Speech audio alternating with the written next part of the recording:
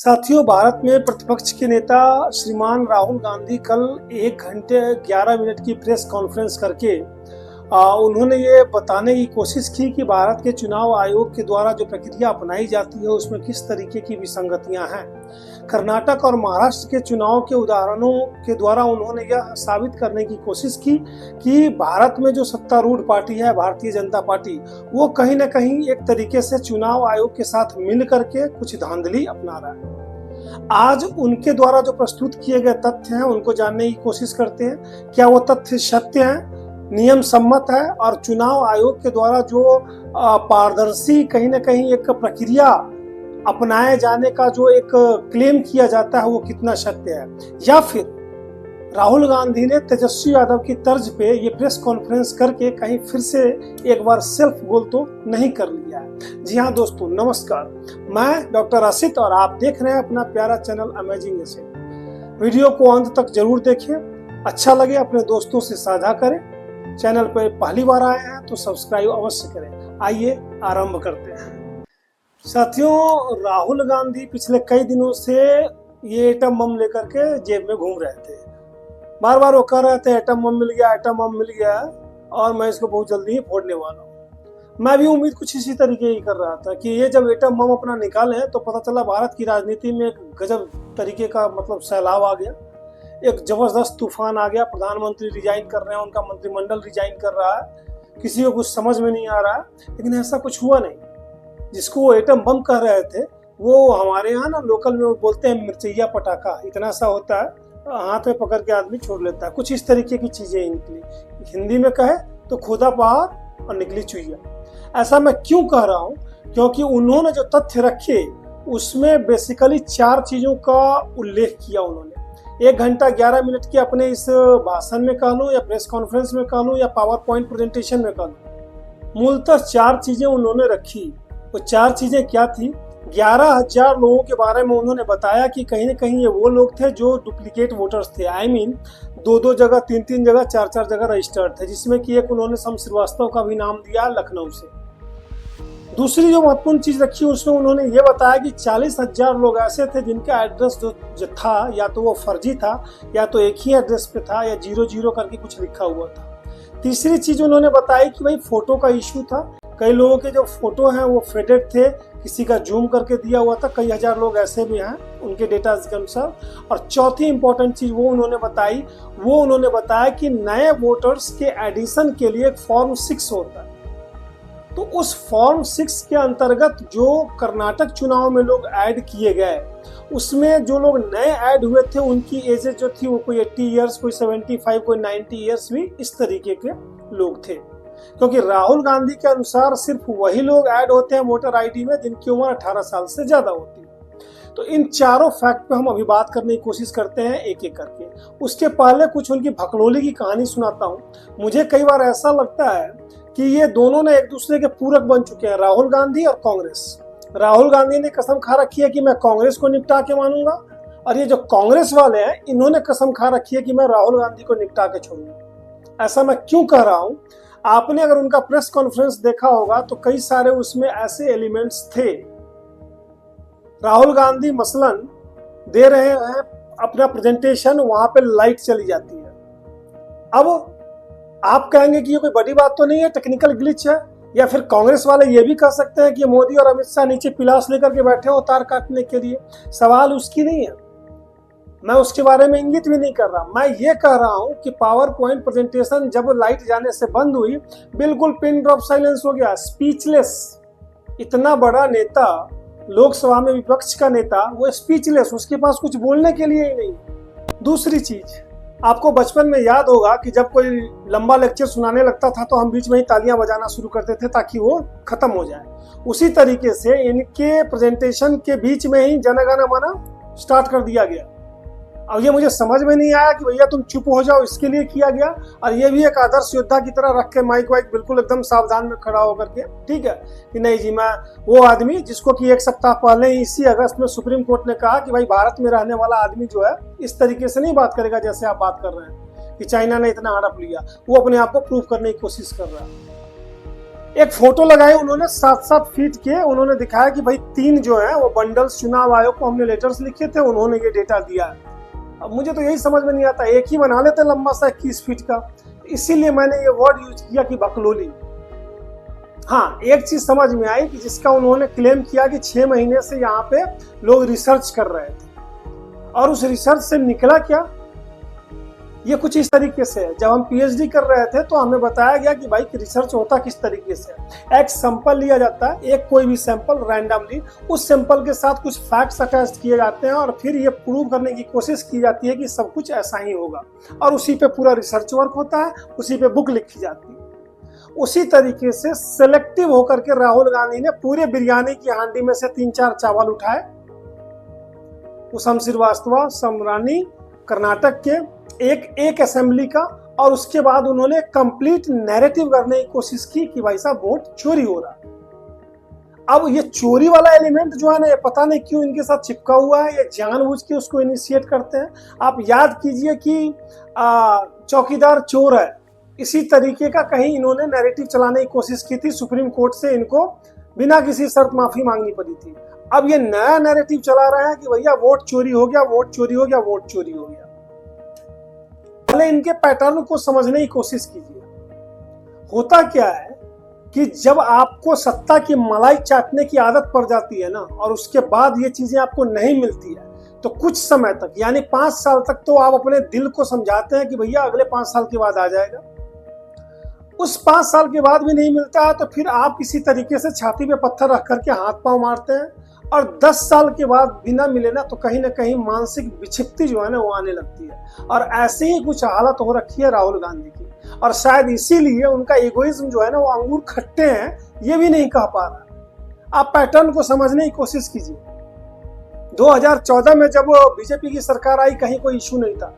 2019 में जब ये सरकार आई तो फिर ईवीएम चलता रहा। पूरे 5 साल तक कितने विधानसभा चुनावों में, लोकसभा चुनावों में सिर्फ ईवीएम की कहानी चलती रही। सुप्रीम कोर्ट से लेके चुनाव आयोग तक ने पटक दिया कि लो भाई ईवीएम जहां मर्जी जैसे मर्जी हैक करा लो। इन्होंने देखा कि भाई एक लॉन्ग टर्म्स में भी कंप्लीट नैरेटिव सेट करने के बाद भी दाल नहीं गल रही है।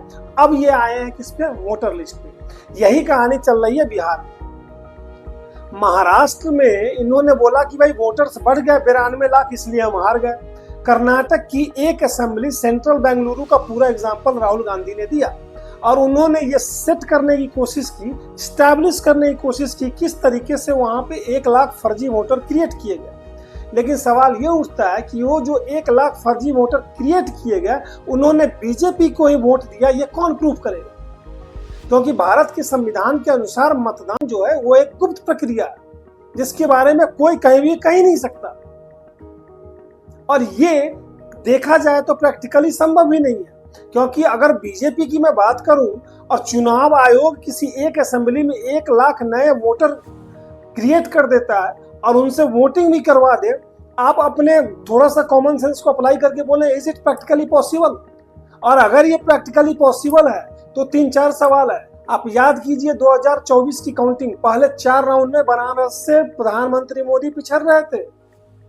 अयोध्या सीट फिर कैसे हार गई? वहां तो टंका बटना चाहिए था कि राम मंदिर बनाया आपने, बड़े मार्जिन से आपकी जीत हुई, लेकिन अयोध्या से आप हार गए। स्मृति ईरानी हार गई, हाई प्रोफाइल सीट, और इस तरीके की कई सीटें मैं जानता हूं। संजीव बालियान जो बड़े बड़े नेता है वो हारे।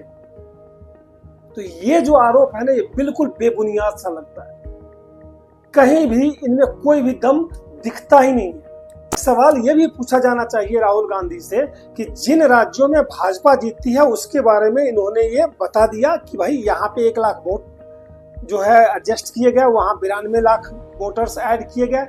उन राज्यों क्या क्या है जहां पे कांग्रेस जीतती है, या फिर उन राज्यों का क्या है जहां पे कि दूसरे दल जो है वो लगातार जीतते हुए आए हैं। मसलन बंगाल की बात करें, ममता बनर्जी, केरल में जो वामपंथी सरकार है, या फिर अभी बीजेपी से पहले बीजू जनता दल लगातार शासन में था उड़ीसा में, तो क्या उनके बारे में इनकी कंसेप्ट क्या है? राहुल गांधी की यहाँ पे चुप्पी लग जाती है, क्योंकि उनके जो तथ्य हैं वो कहीं ना कहीं डेटा ड्रिवन दिखते हैं, लेकिन ऐसा है नहीं। क्योंकि आप और हम ये सभी जानते हैं कि भारत की जो चुनावी प्रक्रिया है इसमें ऐसा होता है।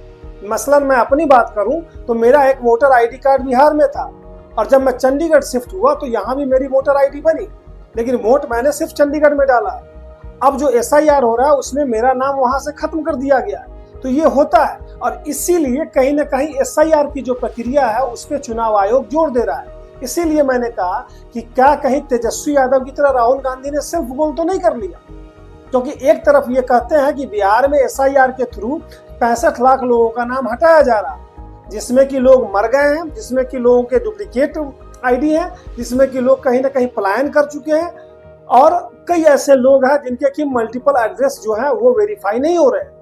और यही काम चुनाव आयोग कर रहा है बखूबी तरीके से। वहां पर ये बिल्कुल हंगामा मचा रखा है इन्होंने कि नहीं, ये चुनाव आयोग गलत कर रहा है। मुझे ये समझ में नहीं आता है कि राहुल गांधी और उनके सहयोगी दलों के पास ऐसी कौन सी दिव्य दृष्टि है जिसमें उनको ये चीज बिल्कुल क्लियर कट आ जाती है कि भाई महाराष्ट्र में वोटर बढ़े तो भी इनके वोट कट गए, बिहार में वोटर कट रहे हैं तो भी इन्हीं के वोट कट रहे हैं। बहरहाल इन आरोपों के बीच में राहुल गांधी का कहना ये भी था कि भाई एंटी इनकम्बेंसी जो है वो बीजेपी को लगती नहीं है। कैसे नहीं लगती है? हाँ, इसमें कोई शक नहीं कि भारतीय जनता पार्टी की सरकार जो है राज्यों में निश्चित रूप से, जो खास के अभी की सरकार है, वो काम करती है। रही बात एंटी इनकम्बेंसी की, तो वो लगती कैसे नहीं है। 400 पार का नारा फुस हो गया, 240 पे लाके पटक दिया जनता ने, तो ये क्या था? उनका कहना है कि भाई एग्जिट पोल में कुछ और दिखाते हैं, ओपिनियन पोल में कुछ और दिखाते हैं, हमें जिताते हैं, प्रैक्टिकली हम हार जाते हैं। तो भाई एग्जिट पोल भी तो दिखा रहा था प्रधानमंत्री मोदी को कि 400 पार हो रखे हैं, तब तो आपने नहीं बोला। गुजरात में इनकी सरकार है पिछले 25 सालों से ज्यादा से वहां पे, तब वहां पे तो आप नहीं बोल रहे हैं, क्योंकि वहां आपको बिल्कुल रूट कॉज पता है, आपका कोई संगठन नहीं है, लोग आपको वोट नहीं देते आपकी नीतियों के कारण। और भारत जैसे देश में जहां की 70 से 75% लोग हिंदू हैं, वहां पे आप सरेआम सनातनी को गाली लेते हो। मुस्लिम अपीजमेंट में आप इतने आकंठ डूब गए हो कि आप किसी चीज की परवाह ही नहीं करते, और फिर आप गीत गाते हैं कि हमें वोट नहीं मिलता। तो ये तो पॉसिबल नहीं है। लेकिन हाँ, आपके एटम बम के जवाब में चुनाव आयोग ने आपके अंदर एक मिसाइल जरूर मार दिया। स्पष्ट कहना है चुनाव आयोग, चीफ इलेक्शन कमिश्नर कर्नाटका का, और उन्होंने नोटिस भी दिया है राहुल गांधी को कि भाई आप एक एफिडेविट दीजिए और उस पर आप ये सारे जो आरोप आपने लगाए हैं उनको एज ए कंप्लेंट दीजिए। लेकिन यहाँ क्या कहानी है, आप ईगो की हाइट आप देखो। आप, मेरा वचन ही है मेरा शासन, बाहुबली जय माहिष्मती।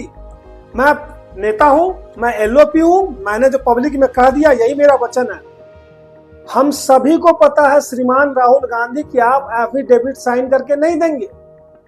और भारत की कोई भी संस्था हो, चाहे वो न्यायिक संस्था हो या आयोग हो या सरकार हो, जब तक आप उसके पास कंप्लेन लेकर के नहीं जाएंगे तब तक कोई कार्रवाई नहीं करती। और यही कारण है कि चुनाव आयोग ने आपको बुलाया है। और आपने जो चुनाव आयोग के ऊपर आरोप लगाए हैं, चुनाव आयोग ने भी डेटा जारी किया है कि कर्नाटक चुनाव से पहले किस तरीके से दिसंबर 24, जनवरी 25, उसके पहले भी कई सारे इलेक्शंस में जब भी ड्राफ्ट तैयार होता था तब, और जब फाइनल लिस्ट बनती थी तब आपके पार्टी के प्रतिनिधियों को दिया गया। सबसे बड़ी बात यह है कि आपके जो प्रतिनिधि हैं वो ग्राउंड पे काम नहीं करते। अपने गिने चुने लोगों को बोल करके आप इंटरनल सर्वे करवाते हैं। ऐसा कौन सा नेता है जिसके चमचे उसको ये ना बोले कि सर आप तो जीत नहीं रहे हो, आप हार रहे हो। ईमानदारी से आत्म प्रवंचना का शिकार बने राहुल गांधी सत्ता को पाने की लोलुपता में इतने आत्ममुग्ध तो पहले से ही है, इतने कहीं ना कहीं आप कहें कि मतलब बेचैन से हुए जा रहे हैं कि उनको समझ में ही नहीं आ रहा है। और एक के बाद एक कहीं ना कहीं हर जगह सुप्रीम कोर्ट में माफी मांगना हो तब, या पब्लिक में माफी मांगना हो तब, रिटर्न में देना हो तब, लेकिन लगे हुए सिर्फ गलत नैरेटिव को गढ़ने में। और यही कारण है कि जनता आपको नकार भी रही है। अन्यथा राफेल में घोटाला हुआ, चौकीदार चोर है, डोकलाम में चीन ने जमीन ले ली, हमारे सैनिकों को मारा गया, ऑपरेशन सिंदूर जो था वो एक तमाशा था।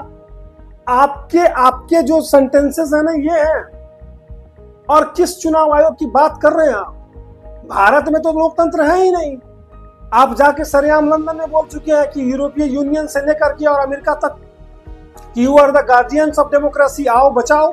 मणिशंकर अय्यर पाकिस्तान में जाके बोल चुके हैं कि भैया हमें मोदी से बचाओ, हटाओ इनको, तभी हम आए सत्ता में। अब आप गीत गा रहे हो कि भैया यहाँ पे वोट चोरी हो रही है, वोट चोरी, वोट चोरी।